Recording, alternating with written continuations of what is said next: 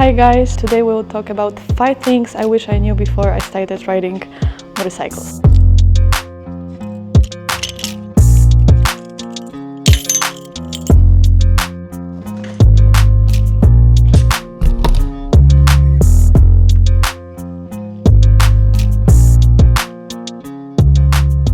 Welcome back to my channel, it's Kuji, and today we will talk about 5 things I wish I knew before I started riding motorcycles.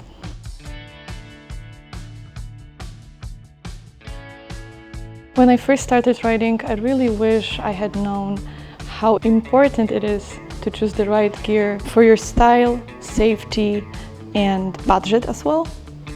Motorcycle gear does not only protect you on the road, but also helps you feel more confident while riding. And of course, the safety should be the top priority when choosing the gear. It's essential to invest in good quality protective gear that have armors on the most important body parts. And personally, I chose textile gear, which is okay, but I feel now like I should have invested in more well-protected gear, meaning like leathers. Also because for me, look-wise, gear was very important, and textile compared to leathers, I feel like leathers look way better and also protect you way better as well. Another important thing is the helmets and all the safety standards like DOT, ECE or SNELL, which is very important to have on the back on your helmet. You should always check that if the helmet you want to purchase actually have those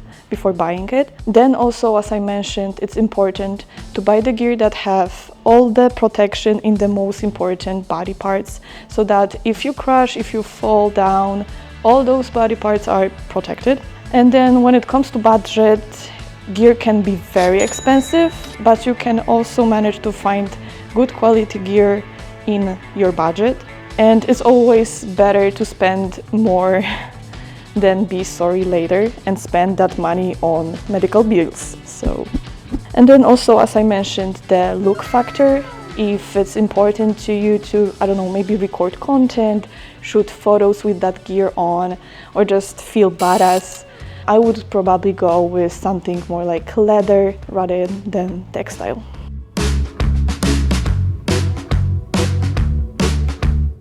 Another thing that I wish I knew is how demanding motorcycling actually is. It's not just that you're sitting on the bike, you need to actually engage your whole body into it. So it's quite of a workout, I would even say, especially longer rides and rides in passes where there are a lot of curves. You need to move your body, you need to keep the balance as well. It's just a whole body workout, so pain or like body aches, it's something completely normal, and your body just needs to get used to it, same as with every workout.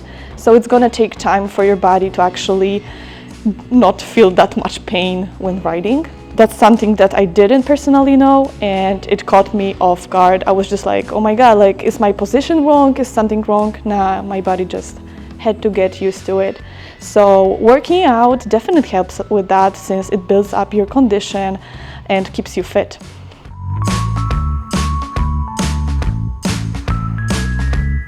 Another thing is maintenance and just working on your bike. I personally have never worked on another machine before getting my motorcycle. It was something new to me, and I thought that doing simple maintenance is gonna be way easier than it came out to be. Sometimes it depends, of course, on the bike. You need to take off many parts of the bike to get into the simplest or even do the simplest fixing or maintenances on the bike.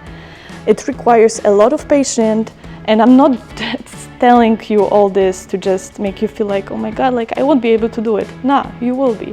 You just need to keep in mind that you need to be patient, that it requires definitely a lot of time and effort, and also just learning about it.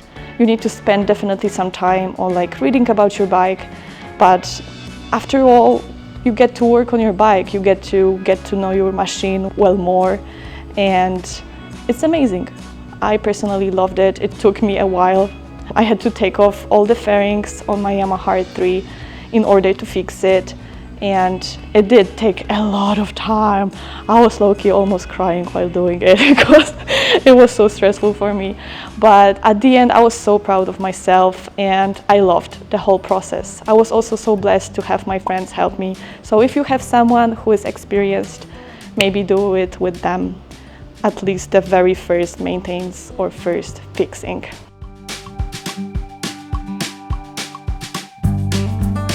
Another thing I wish I knew is the fact that after getting your motorcycle license, your practice and training does not end. You need to keep practicing every now and then after getting that license so that you keep yourself in the rhythm, I would say, of knowing how to ride your motorcycle in slow situations and do slow maneuvers on the bike. And to that also comes dropping the bike. It's natural, it happens. It happens to everyone. I dropped my bike after getting it. I cried, oh my God, whole day, whole night. But it's normal, it happens to everyone, and you shouldn't feel bad about that. It's a process of learning. Bike can always be fixed, but your body, well, it depends. So don't worry about it too much. As I mentioned, even the best motorcyclist riders do it. Do it meaning drop their bike.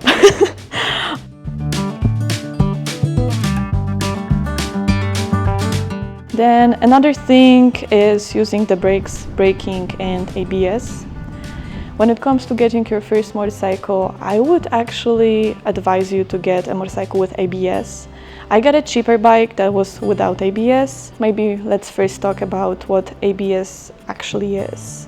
It's a locking mechanism that helps you, especially on slippery surface, to not slide with the bike, but it will keep the bike going straight.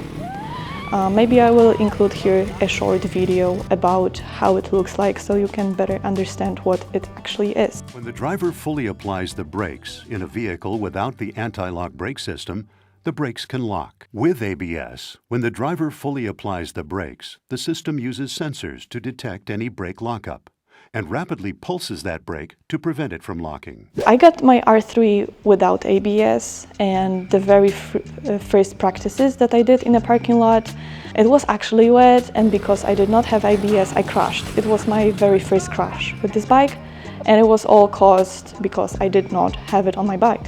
I would advise you to get a first bike with ABS. Then, and when it comes to braking, you need to definitely research it to learn and practice braking. First thing first, we do not grab the brake very harsh. Of course, we do everything very smoothly on motorcycles, since even the slightest harsh grab or whatever, just changing the rhythm of motorcycle might cause it to fall, and you fall with the bike. And then there are different techniques of braking in curves, on gravel, on the stop, on the steep stop as well, and you definitely should practice all of these that I mentioned. Then when it comes to braking on gravel or slippery surface, just remember to reduce that speed before you spot the gravel or whatever it is on the road. Try to not brake very harsh and try to maybe brake more with rear brake, since if you lock the front brake, you're gonna just skid with the bike very easily. And then also progressive braking.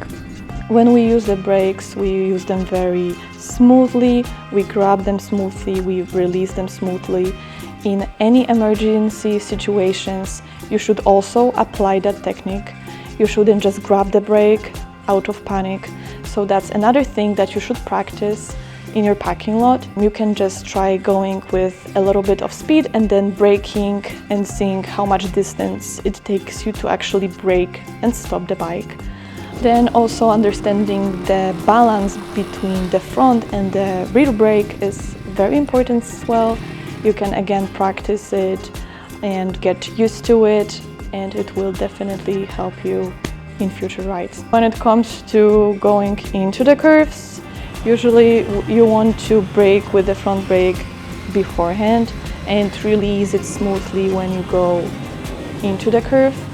If you're in the situation where you're getting too close to the line in between the road, you can use the rear brake to just adjust your position and get smoothly out of the curve. And then when it comes to stopping, especially on a steep hill, you want to use the rear brake. You want to just grab it, and then when it comes to going off the stop, you release the clutch smoothly, you add a little bit of gas, and you release the brake as well. It does take a little bit of practice, especially if you live somewhere where the hills are really steep.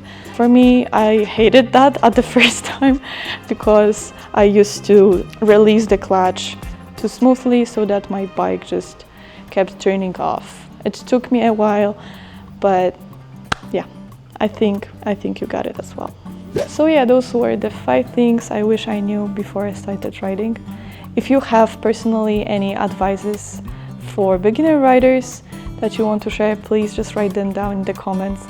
I'm sure many people are gonna benefit from that. Thank you so much, guys, for watching. I really appreciate that. Please stay safe. If you have any questions, reach out to me either in comments or on my Instagram. Always here to answer your questions. I myself still need to learn a lot when it comes to riding. I feel like you never stop learning actually about those machines, about your body position, about riding, about how to avoid accidents. So if you have any advice or suggestions, just please comment down here below. I would love to read them. I'm sure many people would love to read them as well, to stay more informed about riding. Don't forget to check out all the links in the description. I have all the discount links there for the equipment I'm using for recording as well. All my gear that I'm not currently wearing because I'm in Italy and I'm boiling right now. But yeah, thank you so much, guys, for everything, for all the support and love, and see ya.